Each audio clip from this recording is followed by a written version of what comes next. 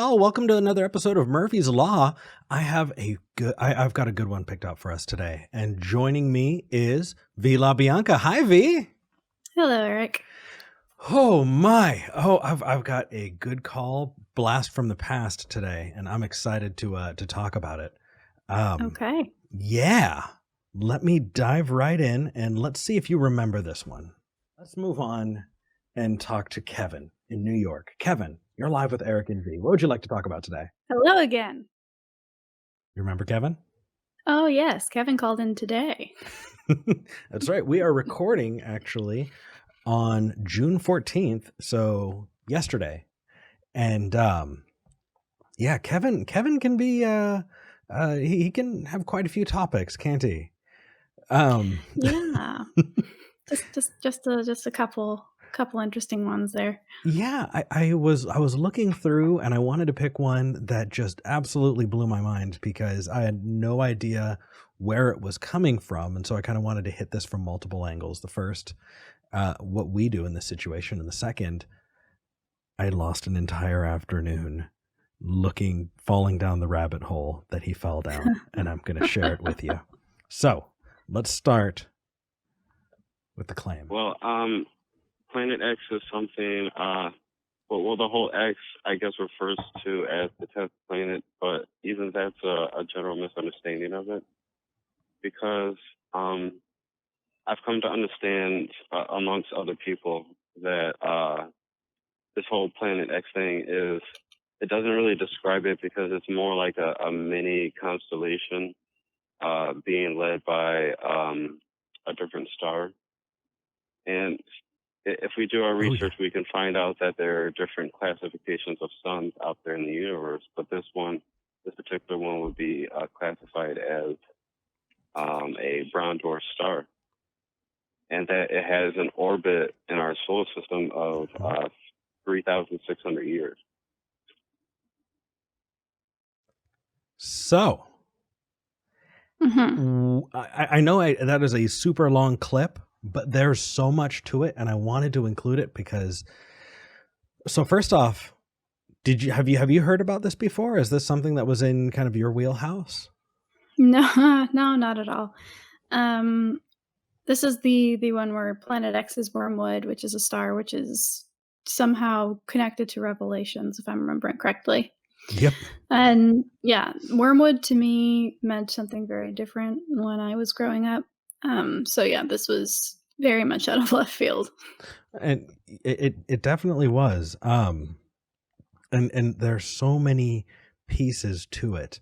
And I'm wondering if I should give you the timeline as we're going through it or afterward. I think if I do it afterward, that might help just a little bit. So let me shoot through a couple of these and then I'll tell you what I'm thinking. So first off, he kind of gave a lot of different claims. And so there's kind of the push to, hey, let's prioritize. Let's pick which ones we're going to talk about.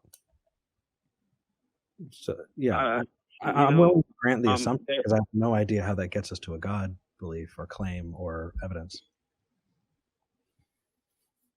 Well, it's hard to explain because it seems like there's a lot of varying information out there, but let's try and be succinct for this. I'm sorry? Oh, you said there's a lot of different evidence, and generally in a conversation, we'd be able to kind of parse through each of the pieces. But because this is a call-in format, let's try and, bring it together the best we can so we can kind of tackle the topic. Yeah. I kind of wanted to include that just on a hosting perspective because how often does it just get away from us? Oh, very often. Very often. If you let somebody call in and ramble and they're already feeling a little bit nervous and a little bit unprepared and a little bit on the defense, then yeah, they're 9 out of 10 people are going to ramble and go off topic. So making sure that you are keeping that thesis statement front and center is very helpful. Absolutely. So we talk about, okay, have you seen this? And actually you had, I think maybe you Googled it ahead of time while we were waiting. Yes. sneak peek on the back end for me. Usually when I see if the call screener puts up a specific in terms of this is what they're going to be talking about, and I know that I don't know a lot about it, I will quickly Google it while Eric is doing his thing, just to make sure that I at least have the most basic idea of, okay, this is what this is. This is how reputable it is. This is who is presenting this as a truth or as a claim. So quick Google will give you, if you know what to look for, some really good information just within a few minutes. Absolutely. And so when you had responded, you'd said, okay, this was something that was postulated, this was something that was thrown out there, but no one's ever seen Planet X. So how are you making these assertions about Planet X? At which point he says, okay, well, what I was going to say is that it actually has been observed, but it's very difficult to observe it because since it's a brown dwarf star, it can only be detected by satellites who are searching the universe by means of infrared technology. But so let's just skip forward. Okay, let's grant it for the sake of this conversation that this planet exists. Who cares? Okay. I fell down the rabbit hole looking for this, and I'm here to tell you a couple of things. Number one, he has four entirely different claims mixed up, and they all kind of blend together. So we've got to start out with his claim about the brown dwarf star, right? Mm-hmm. The brown dwarf star is something that was posited in 1984, and the idea is there was a study that was trying to correlate extinction events on the planet. And so what they were saying is maybe there's this brown dwarf star that is in a really, really wide elliptical orbit around our solar system. And every time it goes through the outer kind of series of rocks, this cloud of rocks, that gravitationally it just flings a bunch of rocks at us, and those hit the Earth and causes an extinction event. Okay, that's where the brown dwarf star comes from, and it's got a really cool name too. It's the Nemesis hypothesis, which is super neat. Oh yeah, I remember he brought that phrase up too. Definitely, and it's been disproven. Because it would leave a lot of kind of telltale things about. Yeah, I'd imagine. Yeah, and we have not been able to pick it up, and if any of those predictions had played out, that'd be that. Now, that doesn't mean that there's not this Planet X, because okay, he's saying Planet X, but then he's bringing up a star. A star and a planet are totally different things. Mm-hmm. He thinks there's a whole solar kind of system with a star and planets around it that are shooting around the place. And there's good reason why. If you go down this rabbit hole, what you find is, okay, let me take you back. Later on when this show is going to have much better graphics, I'll be able to visually take you back to, 1894.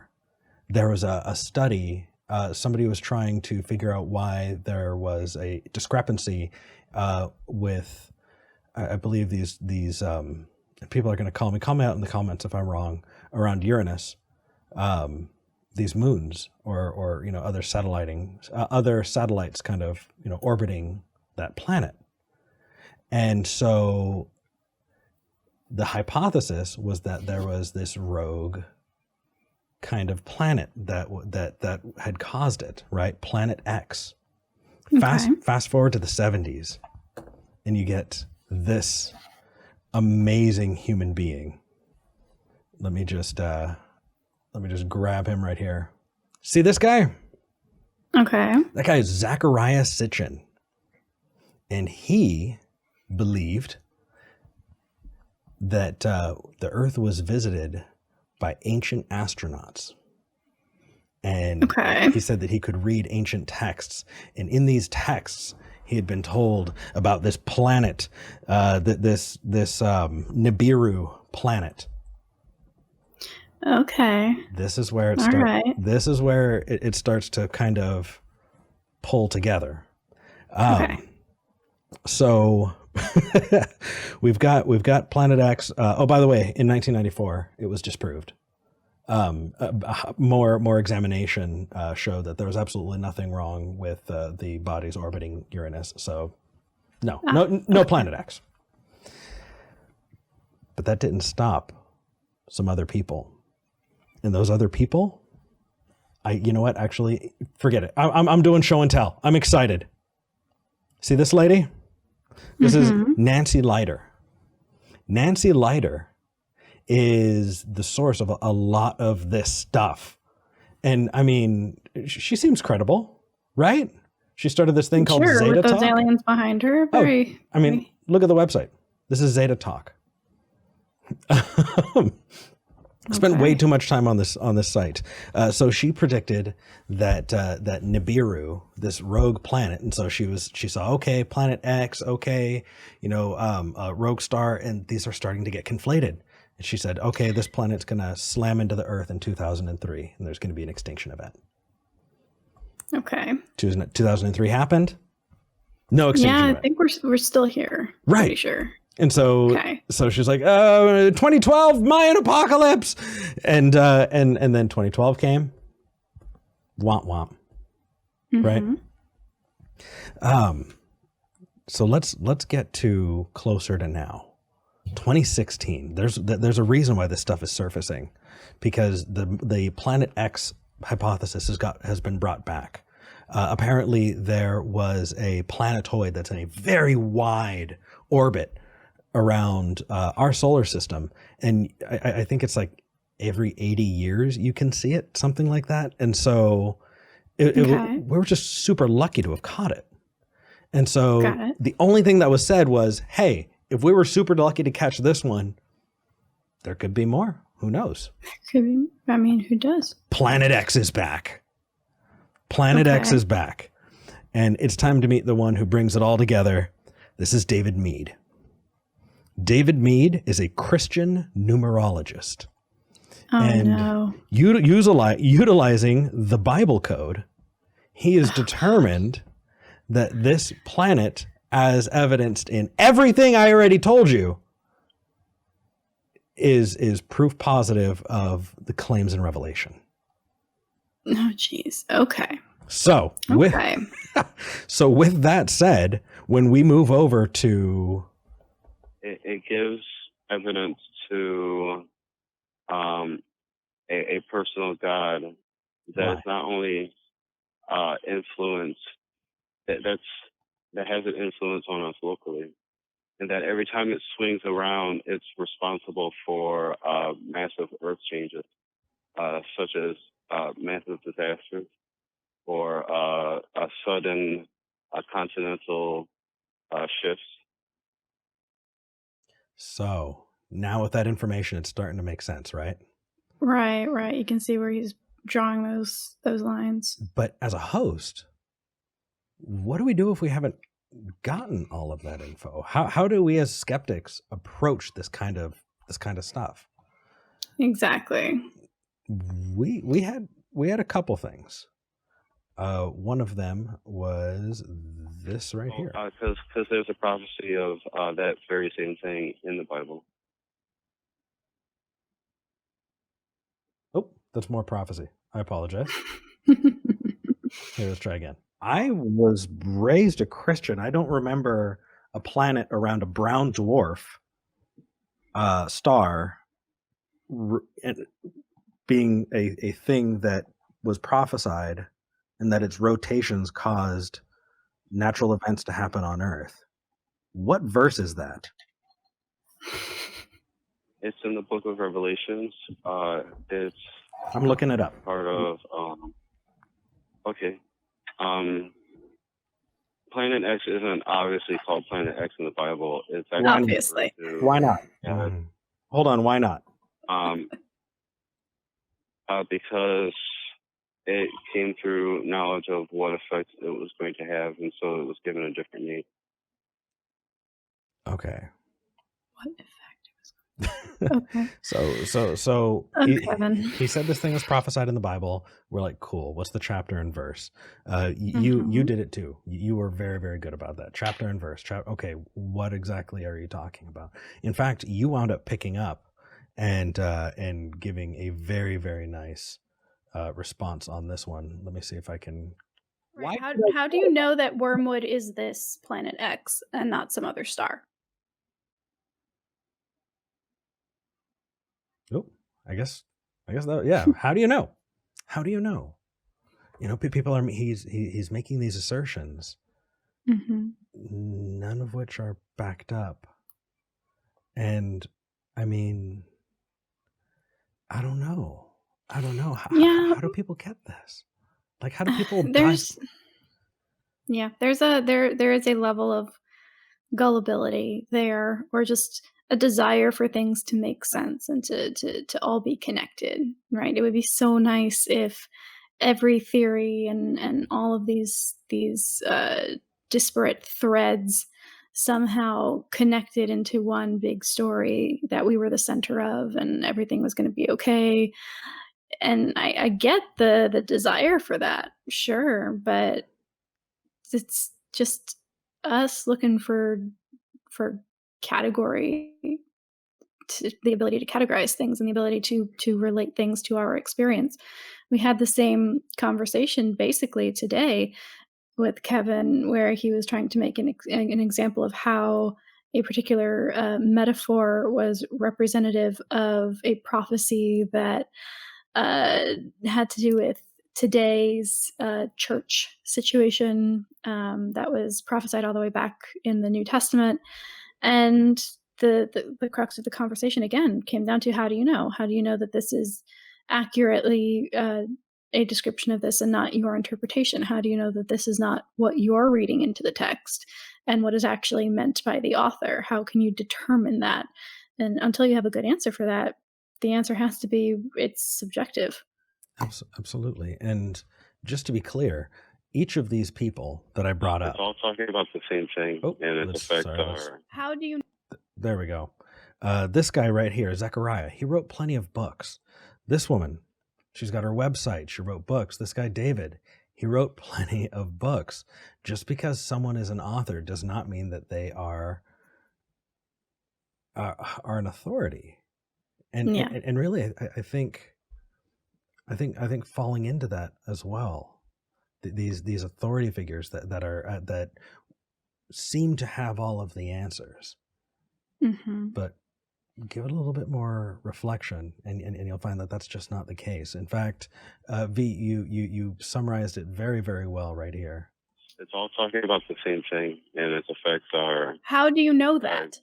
How do you know that? How can you possibly draw a line from ancient Egypt to ancient Hebrew to indigenous people in North America, I'm assuming, to where to Planet X? How are you drawing? It seems like one of, you know, that meme of Charlie Day going crazy in front of the string map? Like, that's kind of what this seems like to me. It kind of is. It kind of is. We're pattern-seeking machines, and this is definitely what it can appear like. Kevin. Yeah, it's what things can appear like when you're trying to find connections in things that are not connected. And it's so easy to do. You can do it with anything. Like, that's the most, I think, one of the most amazing things about the brain is that you can do that. If you want to connect it's basically 6 degrees of separation, right? Like six degrees of Kevin Bacon kind of deal. You can make a correlation to anything from anything if you have enough knowledge of just stuff. You know, and I think it was Sam Harris who examined this by walking into a bookstore, picking up the first book that he found, and it was a cookbook. And he was like, I'm going to create a religion metaphorically based on this cookbook. And he took a recipe and he created this very poignant conversation starter about the dual nature of humanity as both conscious being and as animal, and the way the world works and how you're born and then you exist and then you die, and all of this from like a recipe about how to cook fish or something. I And remember you can that. do it. It's easy. But that doesn't mean that it's accurate. Absolutely. And I think that that kind of underlies why we have people like Kevin calling back more often. It's not the claim itself, because essentially at that point we would just be, hey, research this for me, so that we can just show him that what he found was not correct. But we, it's arming people with the tools to be able to do this for themselves, right? To be able to look things up themselves. Otherwise, they're just going to fall right back off into something else. Yeah, it's definitely a how you think pattern, and not a what you're reading necessarily, because you can get there from all angles. Agreed.